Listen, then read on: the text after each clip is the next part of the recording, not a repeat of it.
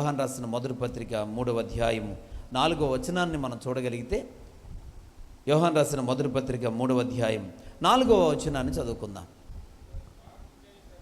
పాపము చేయు ప్రతివాడును ఆజ్ఞను అతిక్రమించును, ఆజ్ఞాతిక్రమమే పాపం.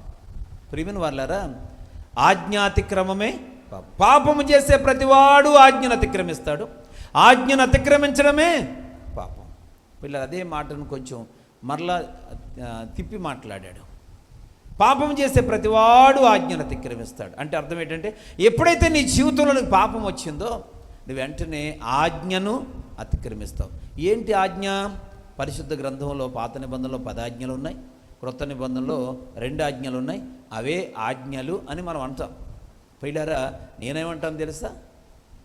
దేవుడు మనకు చెప్పిన ప్రతి మాట ఆజ్ఞే.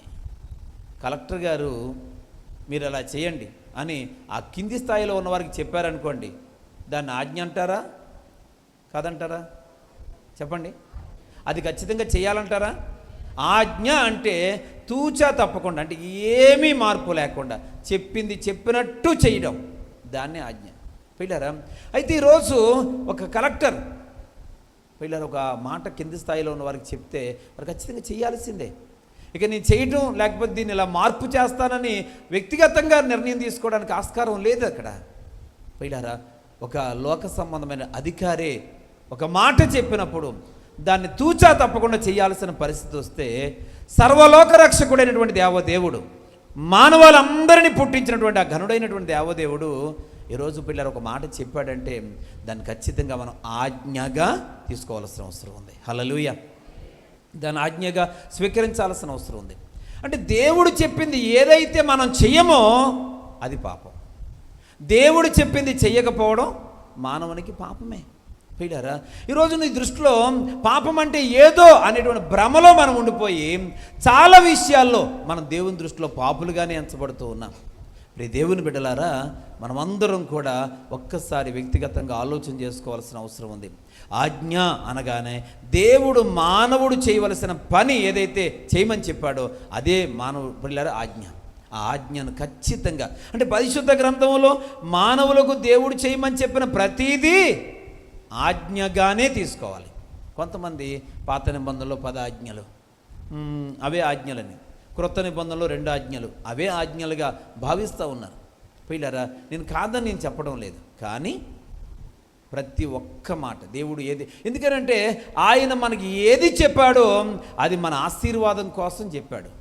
పేతురు రాసిన మొదటి పత్రిక 2వ అధ్యాయం 9వ వచనంలో చదవబడిన వాక్యంలో, చెప్పబడిన వాక్యంలో లేక ఉన్నటువంటి మాటల్లో ఏముందనంటే, ఆశీర్వాదమునకు వారసులగుటకు మీరు పిలువబడితే కనుక కీడుకు ప్రతి కీడైనను దూషణకు ప్రతి దూషణైనను చేయక మీరు దీవించండి. దేవునికి స్తోత్రం. సరే, మొదటి లైన్లో మనం చూస్తాం ఎందుకు పిలువబడ్డామంట మనం అందరం? ఆశీర్వాదానికి వారసులు అవ్వటానికి. మనుషుల ద్వారా వచ్చే ఆశీర్వాదానికి వారసులు అవ్వడానికి కాదు, మనల్ని పుట్టించినటువంటి దేవుడు ఇచ్చేటువంటి ఆశీర్వాదానికి వారసులు అవ్వటానికి మనం పిలువబడ్డాం. పిల్లరా, ఈరోజు దేవుడిని ఆశ్రయించి దేవుని మీద ఆధారపడుతున్న బిడ్డలందరూ కూడా దేవుని యొక్క ఆలోచన మేరకు మనం ఆశీర్వదించబడాలి. అయితే ఆశీర్వదించబడాల్సినటువంటి మనము శాపగ్రస్తులు అవుతూ ఉన్న పరిస్థితులు మనం చూస్తున్నాం. ఎందుకు అనంటే, శాపము దేని వలన వస్తుంది అంటే పాపం వలన వస్తుంది. పాపం వలన శాపం వస్తుంది. ఈరోజు అనేక మంది పిల్లరా శాపము యొక్క ఏలుబడిలో ఉన్నారు. శాపం ఏం చేస్తుంది అంటే, నీకు ఆహారం ఉంటుంది, తినడానికి ఆస్కారం ఉండదండి. డబ్బులు ఉంటాయి, వాటిని వాడుకోవడానికి అవకాశం ఉండదు. పిల్లరా, కుటుంబం ఉంటుంది, మన శ్రేయస్సు కోరేవారిగా ఉండరు. పిల్లరా, ఈరోజు సమృద్ధి అనేటువంటి స్థితిని ఉంటుంది, అనుభవించడానికి అవకాశం ఉండదండి. దేవుని వాక్యం ఉంటున్న సంగమా, ఈరోజు సంతోషించాల్సిన సమయంలో దుఃఖిస్తూ బాధపడుతూ ఉండాల్సిన పరిస్థితి తీసుకొచ్చేది ఎవరో తెలుసా? శాపం. శాపం ఎందుకు వచ్చిందనంటే పాప ఫలితం. ఏది పాపం అని అంటే, దేవుడు తన గ్రంథంలో మనకు తేలిగ్గా తీసుకునేటువంటి విషయాల్లో దేవుడు క్లియర్గా చెప్తా ఉన్నాడు. నీవు దేవుని మాట ధిక్కరించడం అనుకుంటే నువ్వు అనుకుంటున్నావు ఇది పాపం ఎలా అవుతుందని. దేవుడు అంటున్నాడు, ఖచ్చితంగా ఆజ్ఞను అతిక్రమించితే పాపం. దేవునికి స్తోత్రం. హల్లెలూయా. పిల్లరా, పరిశుద్ధ గ్రంథంలో మనకి ఎగ్జాంపుల్ సౌలు రాజు కనబడతాడు. పిల్లలు, సౌలు దేవుని మాటను ధిక్కరించాడు. దేవుని మాటను ధిక్కరించాడు. అసలు వాస్తవానికి సౌలు పరిస్థితి పిల్లరా అంతంత మాత్రమే.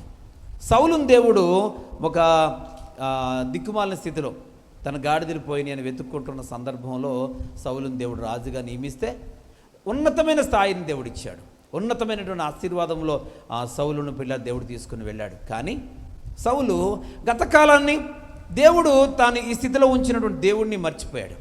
దేవుడు చెప్పినటువంటి మాట ప్రకారంగా కాకుండా, ఆయన ఆజ్ఞాపించిన ఆజ్ఞలను అనుసరించకుండా తనదైన శైలిలో ముందుకు వెళ్ళడానికి సౌలు ప్రయత్నం చేశాడు. అందుకే పిల్లల సౌలు పతనమైనట్లుగా మనం చూస్తూ ఉన్నాం. దేవుని బిడ్డలారా, మనమందరం కూడా ప్రతి ఒక్కరూ కూడా దేవుని యొక్క మాటను ఏమాత్రము నిర్లక్ష్యం చేయకుండా దానికి విధేయత కలిగిన వారిగా ఉండాల్సిన అవసరం ఉంది.